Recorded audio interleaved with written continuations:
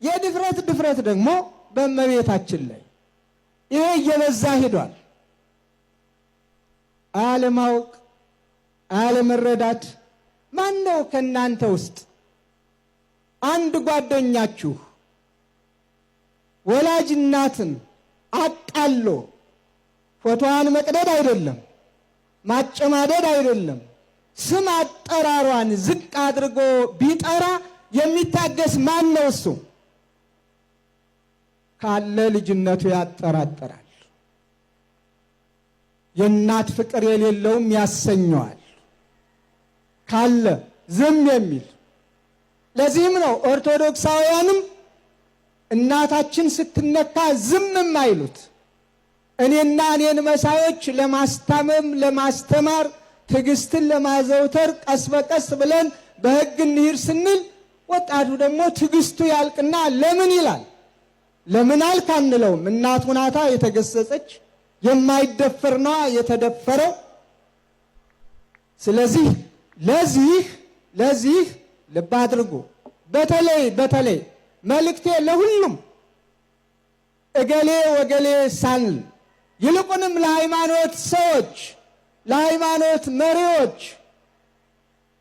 በልዩ ልዩ መንገድ ይችን ቤተ ክርስቲያን የሚያቃልሉ አማኞቻችሁን ለእናታችን ለቅድስት ቤተ ክርስቲያን ስም የሚሰጡ አማኞቻችሁን እኛ ቅዱስ ጳውሎስ እንደነገረን በቅዱስ መጽሐፍ የተሰቀለውን ክርስቶስን እየሰበክን እኛ የምናምነውን ከመወለዳችሁ በፊት የምናመልከውን ኢትዮጵያውያን ያመለኩትን ኢየሱስ ክርስቶስን በማቃለል ሌላ ስም የሚሰጡትን አማኞቻችሁን አዲስ አማኞች ሆነው ብቅ ያሉትን ፓስተሮቻችሁንም ጭምር አስታግሱልን።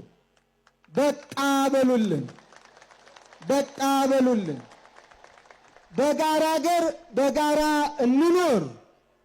በጋራ ሀገር በጋራ በሰላም እንኑር። ለሀገር እድገት እንጣር። ለሀገር ሰላም እንሩጥ። ስንት የምንሰራው ስራ መች ጠፋና? በግጭት ላይ ግጭት እንፈጥራለን። በጦርነት ላይ ጦርነት ማወጅስ ተገቢ ነው? ስንት የምንሰራው ስራ የሃይማኖት ሰዎች መች የምንሰራውን ሰራንና የስንት ንጹሐን ደም እየፈሰሰ ነው? ስንቶቹ በረሃብ አለንጋ እየተገረፉ ነው? ስንቶቹ መጠለያ አጥተው የአውሬ ቀለብ እየሆኑ ነው? ወላጆች እንዴት ነው እያለቀሱ ያሉት? ስንቶቹ በሰላም ከቤት ወጥተው ከቤት መግባት